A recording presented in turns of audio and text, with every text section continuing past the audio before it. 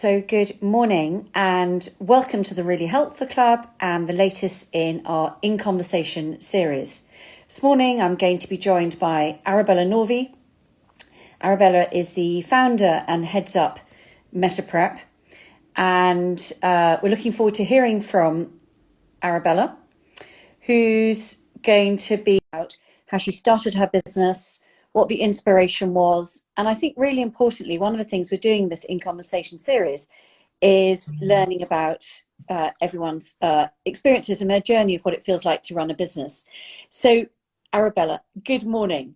Good morning, Sarah. It's so nice to see you. Oh, you too. I have to say, I am now breathing an enormous sigh of relief. Anyone that has watched these series so far will know we do a tech practice sometimes the day before these things, or even just half an hour before, and they seem to have a recurring history of going really, really, really badly wrong, and this one's been no exception. Couldn't get Arabella on. I think it's entirely my fault, as always. I think, so I've just got everything crossed that this goes to plan and we don't lose connection. So listen, it's great to hear from you. Thank you, Sarah. I was just explaining to anyone that's going to be watching this that this is our In Conversation series, where we shine the spotlight on leading entrepreneurs, and we hear about the inspiration for your business, what you've learned along the way, and to candidly share some of the lessons that that you've learned. And I was just beginning to explain that you're the founder of Metaprep, and you've helped me out here because you've landed, and so you're going to be able to tell us what Metaprep is, and also just tell us about the journey before that, how you came to found it. Well, thank you, Sarah, and thank you so much, because it's when you hear the words entrepreneur, and probably like a year ago if you'd said that word, I'm kind of being like, oh my goodness, something that I definitely wouldn't have called myself, and you look back and you think, how did I end up here? So just to sort of give a quick bit of background. So my background has been education for the last 15 years. I've worked in both the state and the independent sector. I've worked in prep schools, I've worked in senior schools, and my last role was deputy head of a senior school. So having sort of taken a journey through different types of education and work with children of all sorts of different ages, I really sort of began to sort of think about what is key, what is really important, what do we want to be sort of teaching children. And when I was taking a course to become a sort of head, I had a chance to actually think about what do we really want to do with children. So I ran 2 projects thinking about learning, equipping children, motivating children. And so having stepped out from being a deputy head, I then got involved with an education company called Thinking Matters, which is all about equipping children, getting them to think, to learn, becoming expert learners. And so putting all of that together, I was like, right, the 11 plus. This is a gateway for so many children and for parents. How do we do it in a brilliant way? How do we make it a sort of experience that we can use what we know works well, that we can support parents and bring that all together? So that's sort of the journey in a nutshell.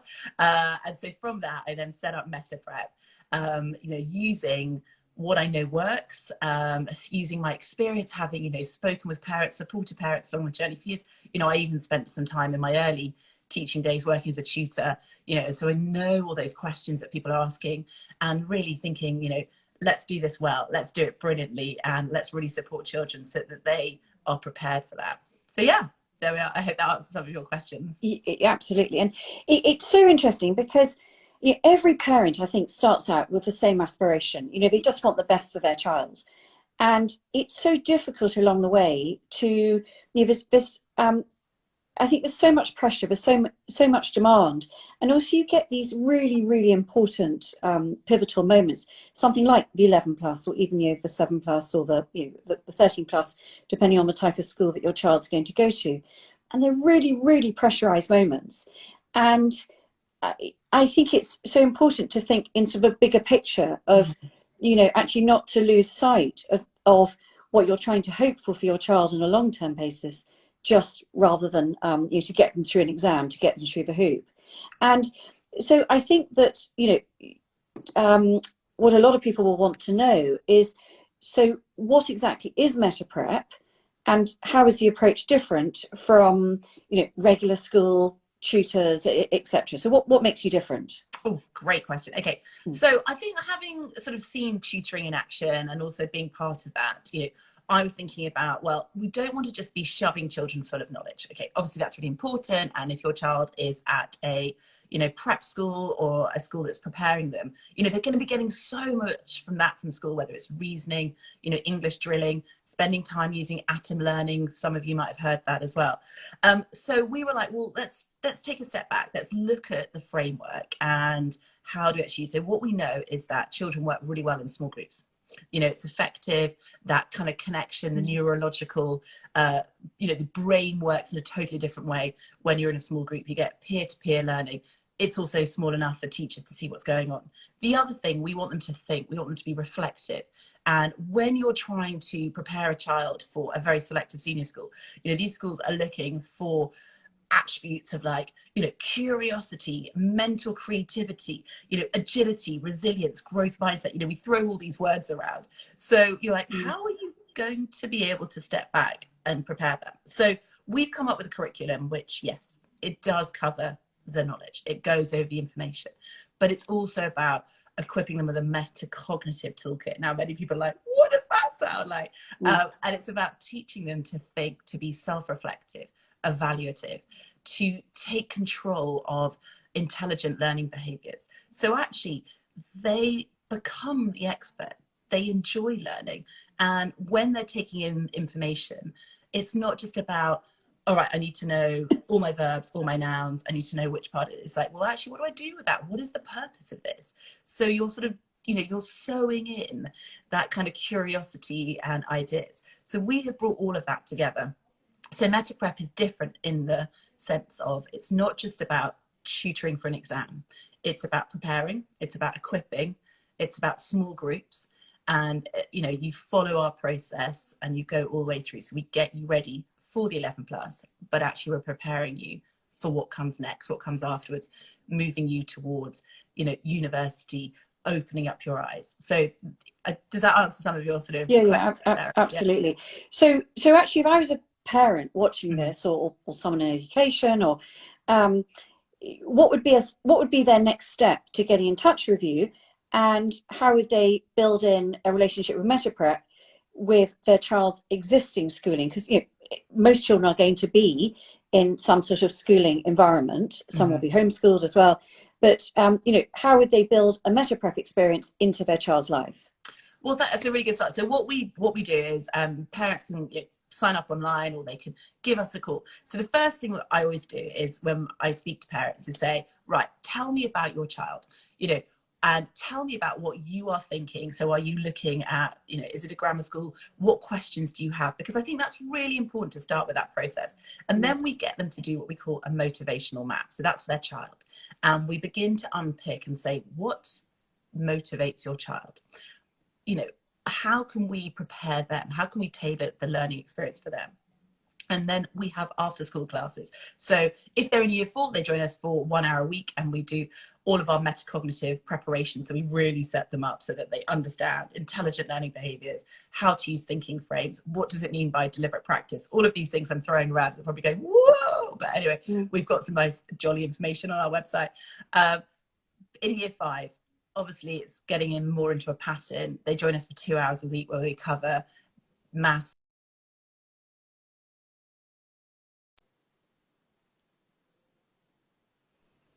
goes through a curriculum where they follow it. So they do 2 hours a week, join us after school online, and we have these small groups up to 6 children. So that is how we prepare it. And then in year 6, depending on what type of exam you're taking, you join specialized groups if you're going for an 11 plus, pre-test, or a grammar school.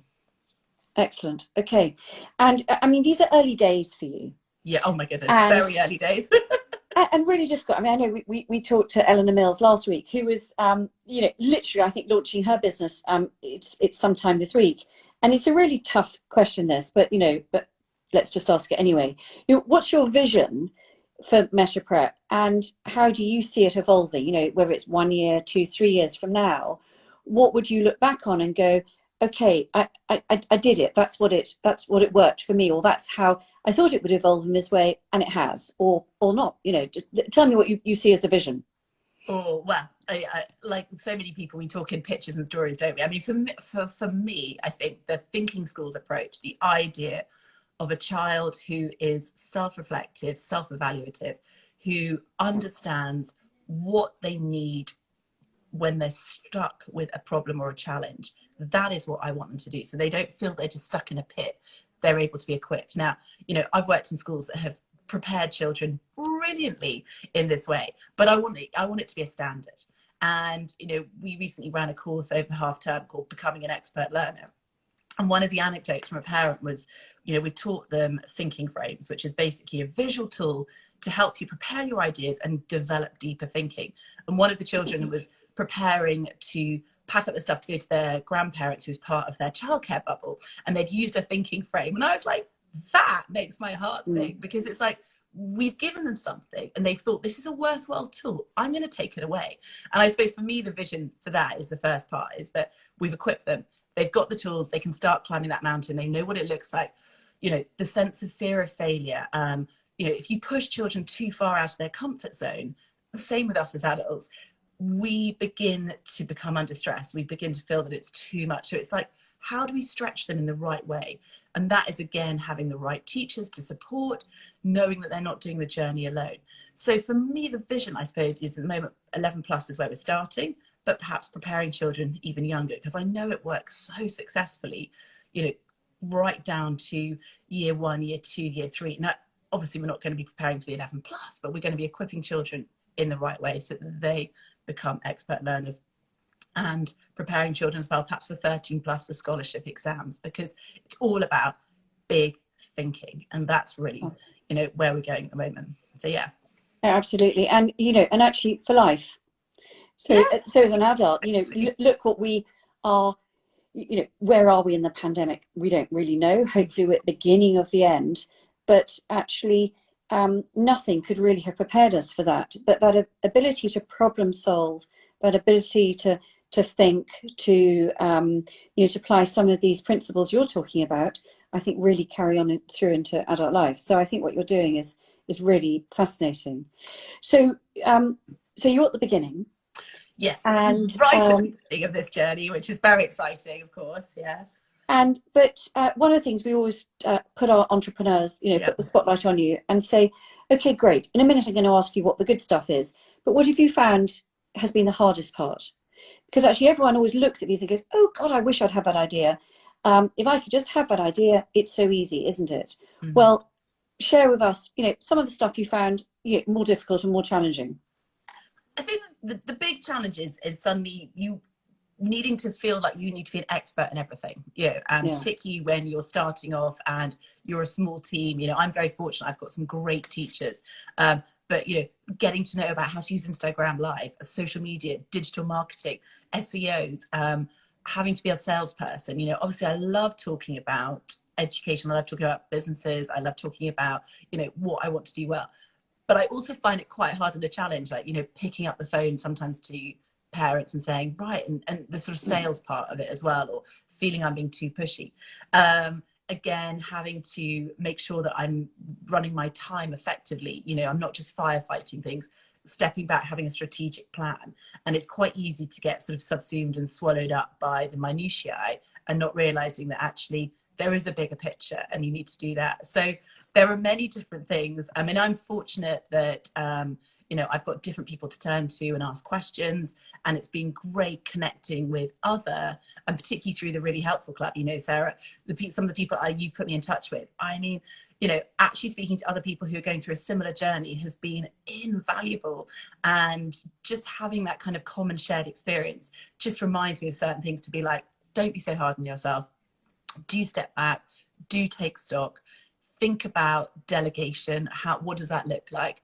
And you can't do everything all at once, and some things aren't going to be perfect, which I have to keep on reminding myself regularly. Well, it's so true, isn't it? And I think that is one of the hardest things, and we've talked about this so many times with other entrepreneurs and, you know, business startups, is that you're required as the business owner, and, you know, to have the vision and to be the sort of, you know, the jack of all trades and the master of not very many. Yes, And that's so true. it's actually working out, A, what you're quite good at and why you're in this thing to start with, and B, what you're either not very good at or not very efficient at, and to be prepared to let those things go and to outsource them, and to know when and how to do that at the right moment. And I think some of those things, very easy to articulate, incredibly difficult to implement. And so it's not easy, but but it fills me with joy that that you are benefiting from what we call collaborative networking. Yeah. There's an awful lot of networking out there, and I think that our real USP is the fact that we are incredibly collaborative, and it's about collaborative networking and enabling and helping connect you to the right people and to help you to to push forward with what you're doing. And so that leads on, I think, so nicely to what have you found rewarding so far? Well, so one of the things I mentioned before was motivation and working out motivation. And for me, when I had a chance to look at my motivations, it sort of said that I'm a searcher. So for me, it's all about meaning and purpose. So I'm motivated by doing something that actually has meaning and purpose. So for me, the idea of metaprep, changing the approach to the 11 plus, doing something really well, ensuring that a child is confident and happy and fully prepared for the destination where they're going to go, supporting parents, those things give me meaning and purpose. They excite me, and I love having those conversations. And that has been my joy throughout education, is something that's done well when you have a child who's like, I get it. So I think the things that I have really enjoyed is particularly because we had a summer course last year, and last term, speaking to parents who've said, this really has helped, made a difference. This, and I'm so delighted to see how you supported them, the fact that they actually logged on, enjoyed it, and came away, feeling positive. And I think, wow, okay. So, for me, that is a really easy win. I suppose the other things as well are just about trying to, see where metaprep actually fits in, and, connecting with other organizations, whether it's about mental health, about confidence, about preparing individuals, supporting parents. And that's something as well that I also enjoy, because, as you were saying before, particularly in the COVID times when we're all working at home, and, for me, I've always been in busy school environments. So suddenly I'm working at home, connecting with people on Zoom.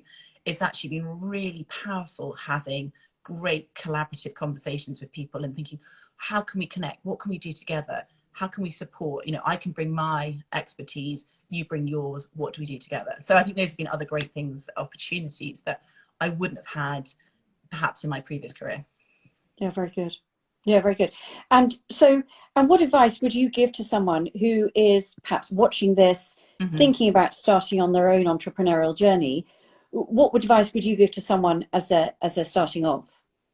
I think the big thing is listening, and it's really hard. I mean, when I first went to teaching, so before that, I worked in investor relations, and someone said to me, you do realize you're going to be subject to scrutiny, feedback. You've just got to take it, listen, reflect, and adopt if you think necessary. And I think the same is true, is that people have come along and said, oh, do you think this is, what do you think about this? And it's quite easy to be like, oh, that's personal, but actually it's not. And so listening, sifting it, reflecting on it, and some of it might be good, and some of it might be totally, you're going to say, no, not for now. But it's about thinking it's not personal, and it is worth engaging in some of those conversations.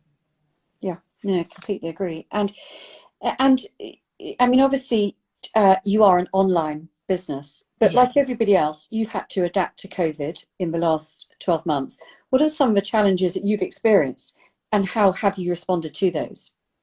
I think our big challenge, particularly for this term as well, was remote learning, because, if you've got a child who's sitting at home and parents are managing remote learning, they are on screen all day long, and then you're saying, great, and join us for 2 hours after school online. Parents going to be like, really, am I supposed to be sort of putting my child through? So that has been difficult, because some people who were going to be keen to do that thought, no, I don't want to do that. The other thing as well has just been about there's been a lot of gaps in education, parents worried about children missing out, thinking, well, maybe I should have a one-to-one tutor. Maybe I need to, I need to speed up the process.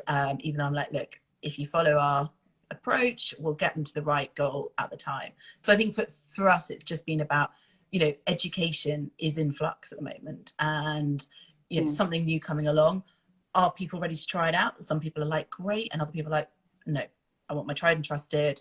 I'm not sure about this. So that has been the challenge. We're always going to be online, and my teachers work in different places. One of them is based in France, so for us, we are already prepared to be at a distance. We're never all going to be sitting in the same room or running a class in a particular location at the moment.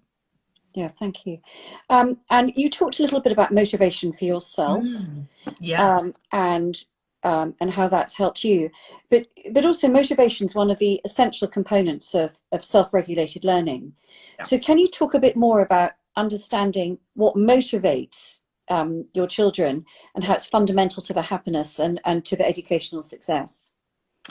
Yeah, someone, and I can't even remember their name, and it is on our website, so I apologise, is talked about the whole idea of the iceberg. So we are all our personal iceberg. So the bits you see at the top are like our skills and our knowledge, so what we talk about, what we show, but actually underneath, the majority, our traits, our self-concept, our personal beliefs, social expectations have been put on us, and our motivation, and they're often quite hidden.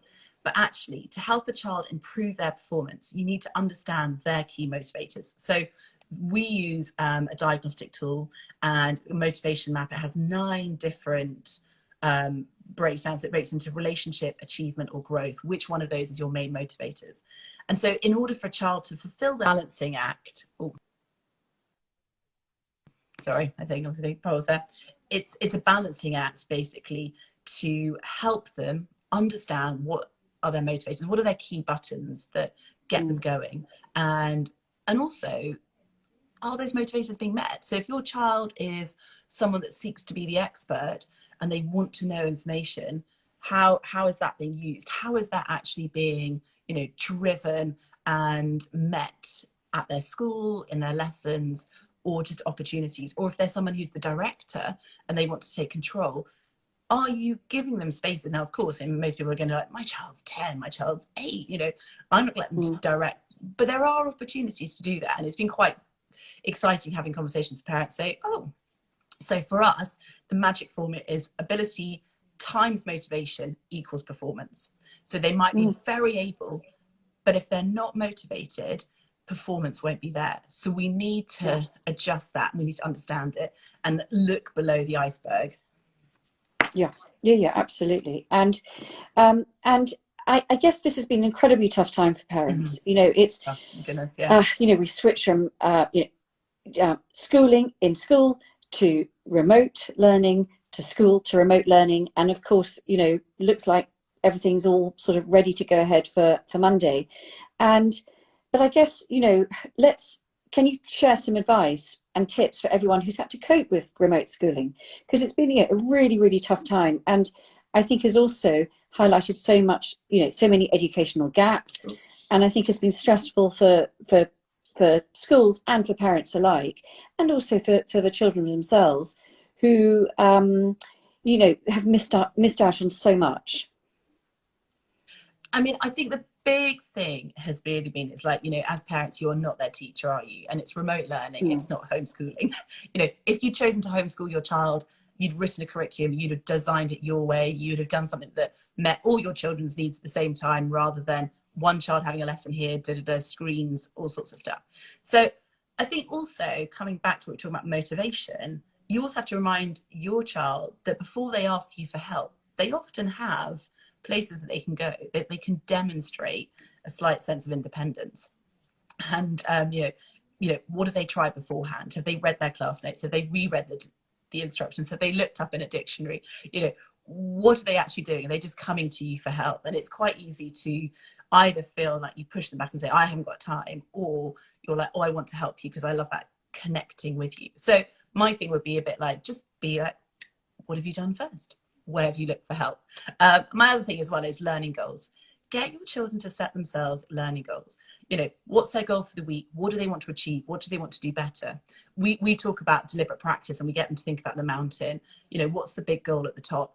What are the little goals that they're going to break it down into bite-sized chunks? Because that comes back to being able to put them in their comfort zone, but they know that they're, you know, visualizing getting to the top of that mountain. So again, it's back to ownership for your child. You know, you're not making it all happen there, and you can evaluate it, and it's a great time to be like positive encouragement, or, well, what would you do differently? And that comes back to self-reflection. And I suppose the other big thing is, but probably feels like, you know, people are ready to stir this up, is like next week is create a schedule. You know, sometimes organization, people just need to know, don't they, what's going on where, who's got this lesson, when this needs to be met, so it's quite clear, and it just takes some of the stress away. And even if you decide, well, we can't meet all of what the school is requiring, but we're happy with that, we've made that decision, and my children understand what that is, that can help as well. So those would be some of my just things, just, you know, the big one, isn't it? It's let yourself off the hook. Absolutely, and I think people are really, really excited about being let off the hook. Yeah. Come Monday. And I think on that note, I mean, that's just, thank you so much for everything you've shared. I mean, I really hope we've had lots of people joining in this, and also we will load this onto the Really Helpful Club website. I know you'll do that on metaprep as well. But anyone that has got you know, networks of people in education, children, parents, and so forth, we really hope you'll share this, because actually that is just so much useful advice, both for someone wanting to start up a business, but also anyone in the educational world as well. So Arabella, thank you so much. I mean, I've written down sort of wealth of notes and stuff here, and not quite how to sort of summarize it, but I guess from sort of entrepreneurial journey about you know, realizing you're wholly responsible. Don't let fears overtake you. Don't be swallowed up by the minutiae. I mean, that is just so true. It's so easy to be distracted from, you know, working on your business rather than you know, being swallowed up in your business. But I think also from the point of view of education and for children, the joy that you talk about of seeing children's confidence grow, and for them to see they're making that progress. You know, it's all about confidence, and all about equipping them with the right skills for life. And so I thank you for that very much indeed. So thanks, Sarah. And thank you for joining us. So and thank you very much to everybody. And we will be sharing this on IGTV and on the website a bit later on. But thanks so much. Have a wonderful day. Bye. You too. Bye.